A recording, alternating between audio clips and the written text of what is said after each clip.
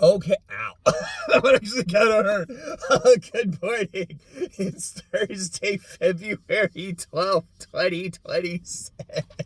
I don't know, let's just go ahead and get into it.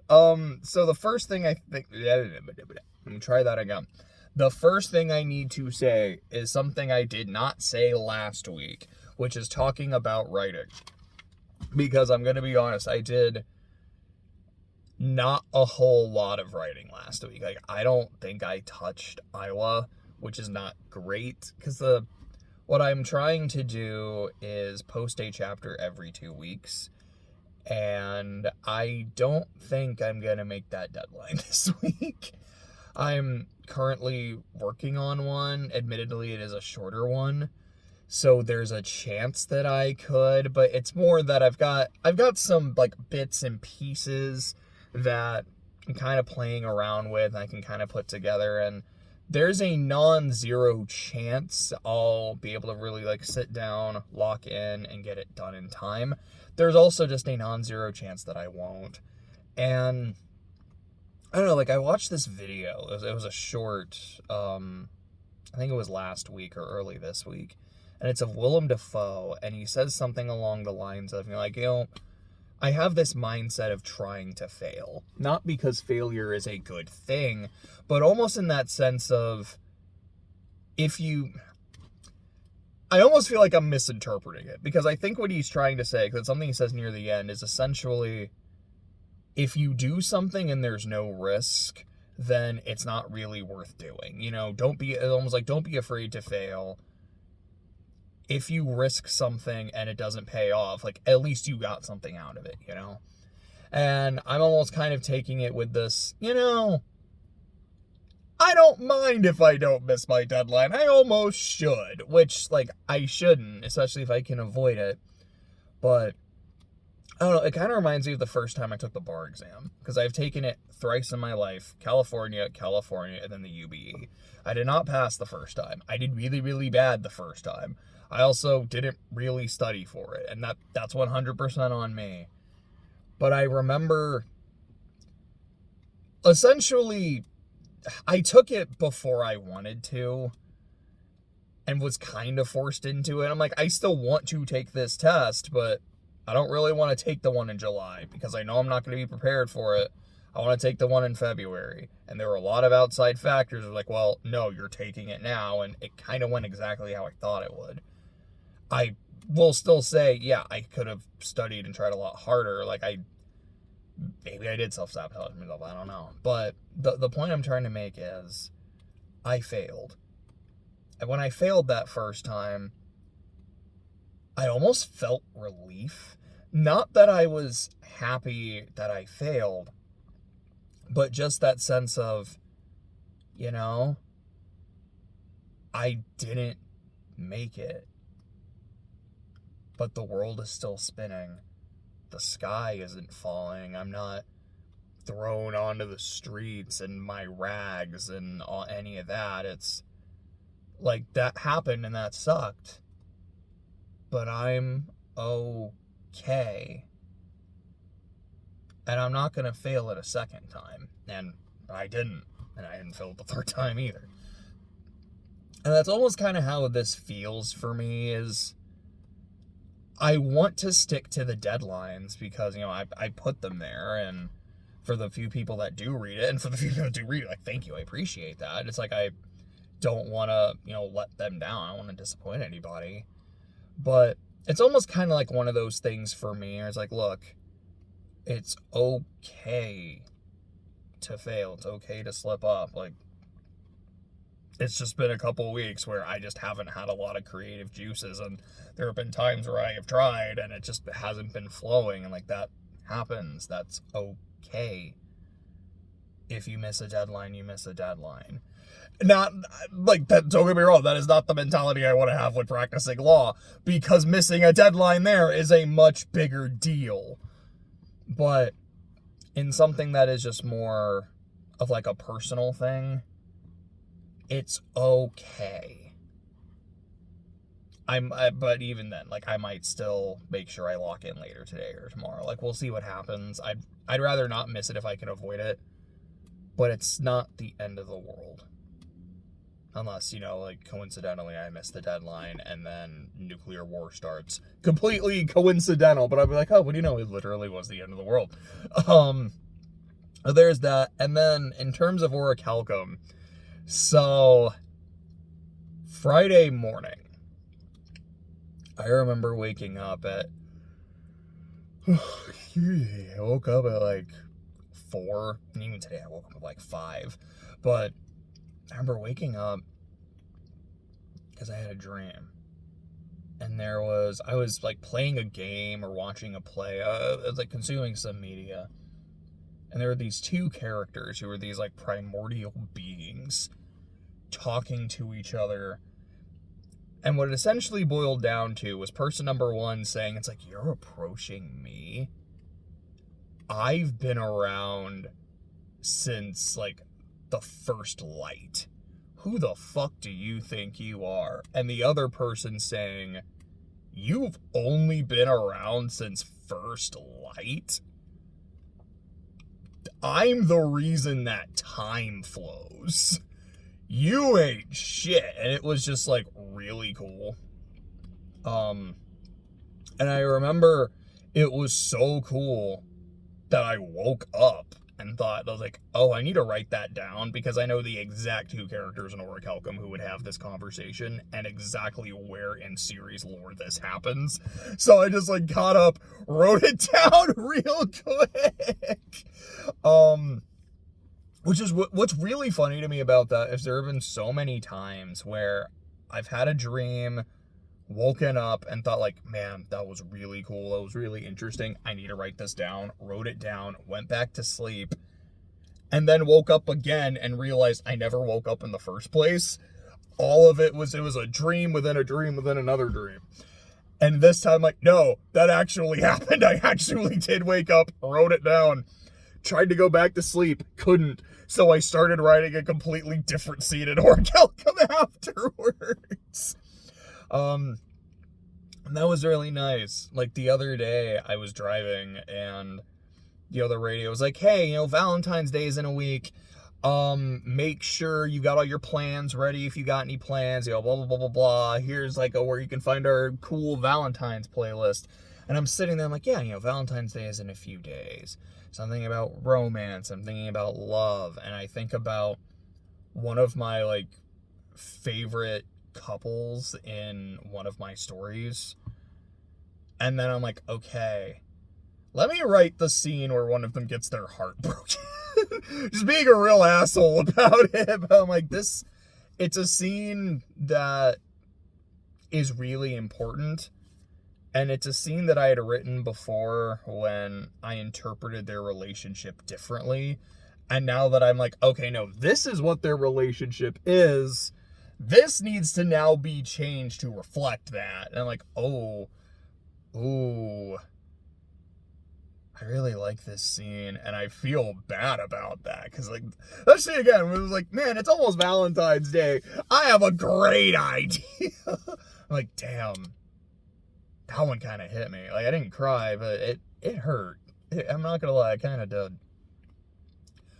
But, all that being said, like, I actually did do some Orichalcuming. I have done some Aylaying, even if I don't hit the deadline. So, going into some of the other stuff, gosh, how far am I in trails? Like, 70-something hours. If not, I've maybe cracked 80 at this point, or I'm very, very, very close to cracking 80 hours. I am on Act 3, Van Route 6. The last thing I did was I did Reen's last chapter. Just to kind of like give context without going deep into spoilers. So, I think previously, I had talked about one of my big complaints about the game, like specifically with the gameplay, that bosses are really tanky because they have a shit ton of health and also can just heal themselves for mass amounts.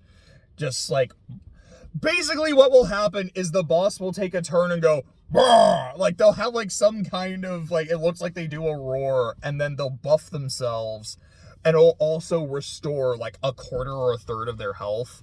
And because the numbers are so massive, these are massive amounts. There's also these other enemies that will heal like 2,000 or so HP every single turn that passes. And the game mitigates this because, like, well, if you use your Zoc, which, you know, I was like, what is the goofy thing I say whenever I Zoc? Or like, is it Zoc drop and roll? I know I've said that. I don't know. I know I've said, like, you're about to get Zocked. It's dumb, but it makes me smile every time. But it's, the game explained it as like, okay, if you see the enemies that have this status where they're just going to heal every turn, if you pop your Zoc, I don't know why. I don't know if I like the way that sounded, but if you use that, it cancels it. But I've never noticed that happen. So it's either supposed to be, let me rephrase that. Either when you're in that state, they won't heal on those turns, and maybe that's what it means. And I don't know, maybe I've noticed it, maybe I haven't. Or it's supposed to be when you do that, there's a few turns they're not supposed to heal.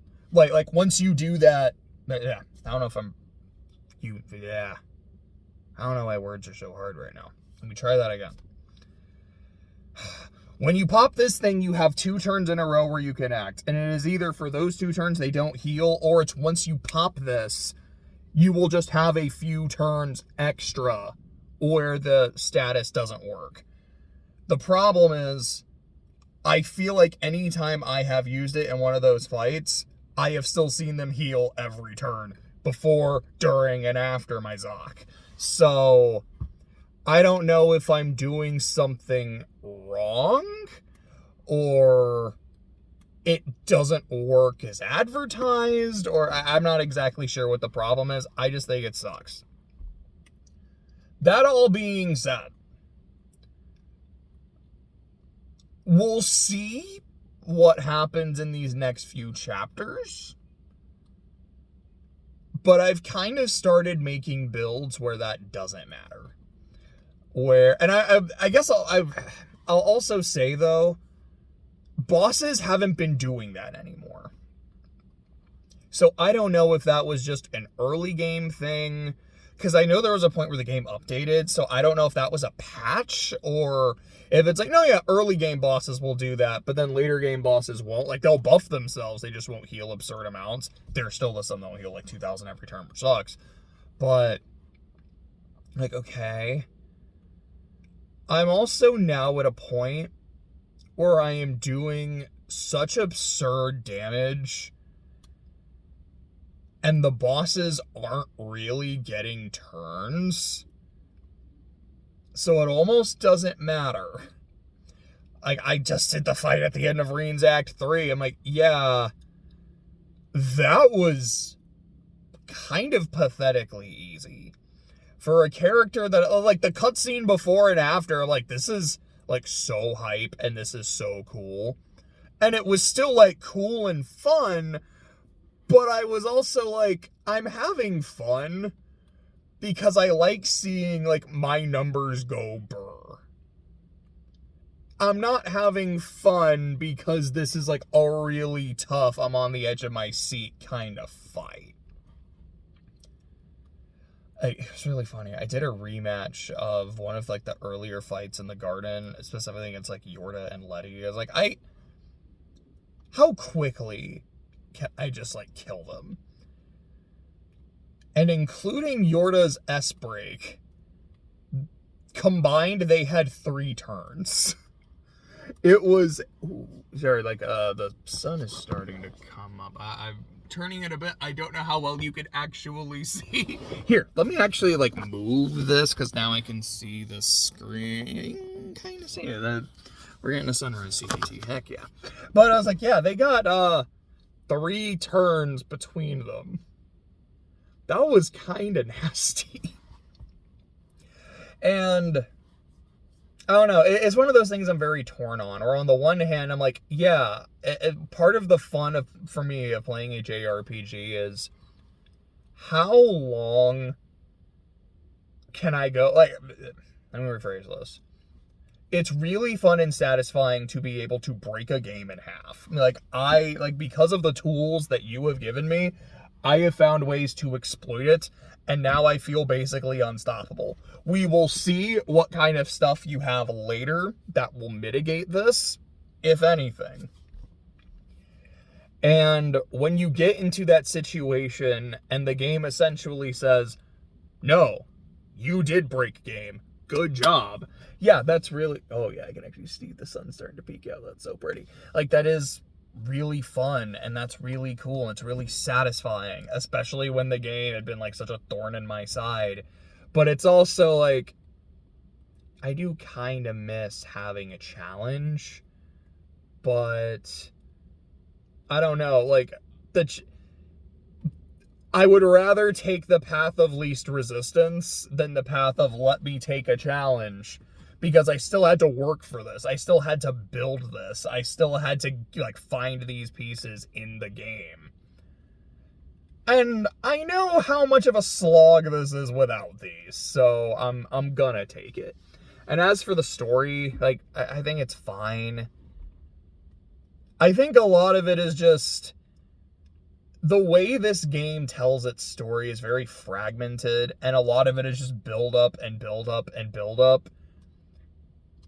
And I think I'm starting to get some of the payoff, and some of it has been cool, and some of it has been, huh, you know, this is not where I thought we were going with this. Because where I thought we were going with this was really interesting and really engaging. I was like, I am so excited to see this. This is fine, I guess.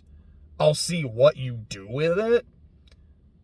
But this feels like a letdown for, I don't know, something that took 50 hours to get introduced, and I'm now starting to get the payoff for. But we'll see. I could be totally wrong. So that's that. Other shit. So I played the Pragmata demo. I think these other ones I'm just kind of going to speed run. I played the Pragmata demo. Game was fun. The movement was really cool because the Minakami shuffle in this game is insane. The gunplay and hacking, I think, is pretty neat. I thought it was fun. Read the Scarlet Letter. Absolutely loved it. I think the prose and narration is really good and really engaging. I like the novel thematically and just this, what's the word I want? I don't know if discussion is the right word. But essentially just like this discussion on... Oh, fuck. I'm sorry. My brain completely forgot how to work. On guilt, shame, sin, and redemption. I really enjoyed it. I found it really engaging. I've been listening to the audiobook. So like that one I read physically. My current audiobook is Pride and oh, that is so cool. Is Pride and Prejudice. I'm about 7.5, I think, hours in. I have about 3 hours to go. We are currently at the point where Lydia and Wickham are together, without going super deep into spoilers and all the other context there. That's where I am at. I am absolutely loving Pride and Prejudice. I think it's fantastic. The audiobook I'm listening to, I don't remember the name of the reader, but she does a fantastic job. Her Mr. Collins is so funny. Let's see. Pragmata, Scarlet Letter. Oh, I watched Send Help over the weekend. I watched it with a couple of friends. Absolutely loved it. Really, really good.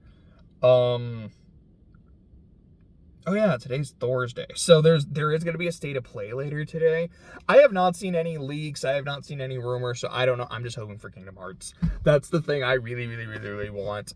Oh, I guess in Stellar Blade 2, because I know that's confirmed. I don't know if there's any footage ready to be shown of the game. I kind of doubt it. But look, if they show me some Stellar Blade 2, I'm not going to complain. If they show me Kingdom Hearts 4, I might complain. Because I complained last time, because when they're like, this is Sora and Quadrata, I'm like, that That does not look like Sora. I hate the way this looks. I was not happy, but look, man, it's Kingdom Hearts. I'm gonna love it, and I'm gonna complain about it at the same time. That's just kind of the relationship we have. Oh